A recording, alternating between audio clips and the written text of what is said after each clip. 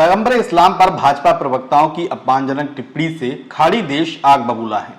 Qatar, Kuwait और Iran के बाद अब सऊदी अरब ने इसे अस्वीकार्य बताया है। ईरान, कतर और कुवैत ने भारतीय राजदूतों को तलब किया और अपना कड़ा विरोध दर्ज कराया है। कतर ने भारत के राजदूत दीपक मित्तल से कहा कि इस्लामिक टिप्पणियों को बेरोक टोक अनुमति देना मानवाधिकारों के लिए संगीन खतरा है। इससे हिंसा और नफरत का माहौल बन सकता है। आदाब, नमस्कार, मैं तीक खान, आप देख रहे हैं द लीडर हिंदी। खाड़ी से उठे एक सुर में विरोध और दबाव पर भारत सरकार ने अपनी सत्तारूढ़ पार्टी के प्रवक्ताओं के बयानों से किनारा कर लिया है। दीपक मित्तल ने कतर विदेश मंत्रालय के साथ बैठक में भारत में दूसरे धर्म के रहनुमाओं को बदनाम करने वाले कुछ आपत्तिजनक ट्वीट्स को लेकर चिंता जताई और ऐसे लोगों को असामाजिक यानी शरारती तत्व बताया है। भारतीय दूतावास के प्रवक्ता ने एक प्रेस नोट में कहा है कि ऐसे बयान और ट्वीट्स किसी भी तरह से भारत सरकार के विचारों को नहीं दर्शाते हैं। ये हाशिए के तत्वों के विचार हैं, ये उन लोगों के अपने निजी विचार हैं। खाड़ी देशों के भारी विरोध के फौरन बाद ही भाजपा ने अपनी प्रवक्ता नुपुर शर्मा और नवीन जिंदल को पार्टी से निकाल दिया है।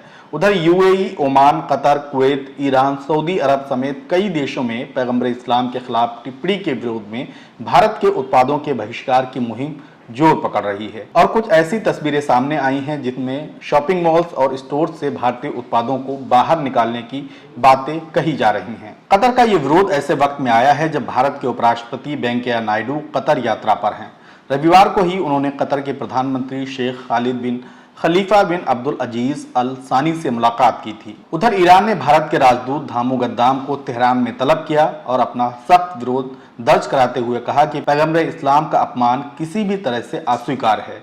वहीं कुवैत के विदेश मंत्रालय ने कुवैत में भारतीय राजदूत सिबी जॉर्ज को रविवार को ही तलब किया और एशिया मामलों में सहायक विदेश मंत्री द्वारा एक आधिकारिक विरोध नोट सौंपा है।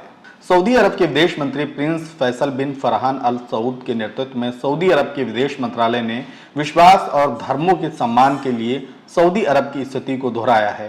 विदेश मंत्रालय ने इस्लामिक प्रतीकों के किसी भी उल्लंघन और सभी धर्मों के प्रतीकों के उल्लंघन की अपनी अस्वीकृति पर जोर दिया है, यानी सऊदी अरब ने भी इस पर अपनी नाराजगी दर्ज कराई है।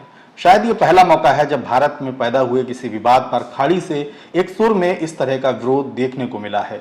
खाड़ी देशों ने कहा कि अगर पैगंबर इस्लाम को लेकर गलत टिप्पणी को दुनिया ने अनदेखा किया तो ये माना जाएगा कि विश्व की 2 अरब से ज्यादा आबादी का अपमान किया जा रहा है। लेकिन सवाल ये है कि कतर, कुवैत, ईरान जैसे छोटे देशों के विरोध पर भारत सरकार और उसकी सत्तारूढ़ पार्टी पर इतना असर कैसे हो गया कि वो कार्रवाई के लिए मजबूर हो गई। ये भी जानना जरूरी है, क्योंकि ट्रेड रिलेशन की बुनियाद पर कोई भी देश दूसरे को बेवजह नाराज नहीं कर सकता। लेकिन इसमें कतर और ईरान का विरोध काफी मायने रखता है, इसलिए क्योंकि दुनिया में गैस उत्पादक 3 बड़े देश हैं। इसमें रूस, कतर और ईरान शामिल हैं। इरफान जिब्रान अपने एक ब्लॉग में लिखते हैं कि रूस यूरोप की 40% गैस की जरूरत को पूरा करता है, इसलिए गैस पर दुनिया की जरूरत पूरी करने के लिए कतर की अहमियत काफी बढ़ जाती है। इसी से कतर की ताकत का अंदाजा लगाया जा सकता है। चूंकि पश्चिम ने ईरान पर पहले से प्रतिबंध लगा रखा है, इसलिए मौजूदा हालात में कतर को ना तो यूरोप, ना ही चीन, जापान और ना ही भारत नाराज कर सकता है।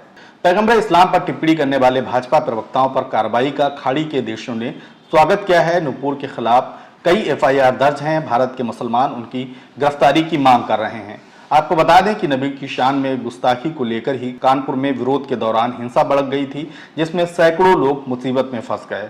और इसी बीच बरेली में मौलाना तौकीर रजा ने 10 जून को धरना देने का ऐलान कर रखा है, तो बरेली में धारा 144 लागू कर दी गई है ताकि किसी तरह की हिंसा जैसी स्थिति ना बन पाए, जैसा कानपुर में देखने को मिला है।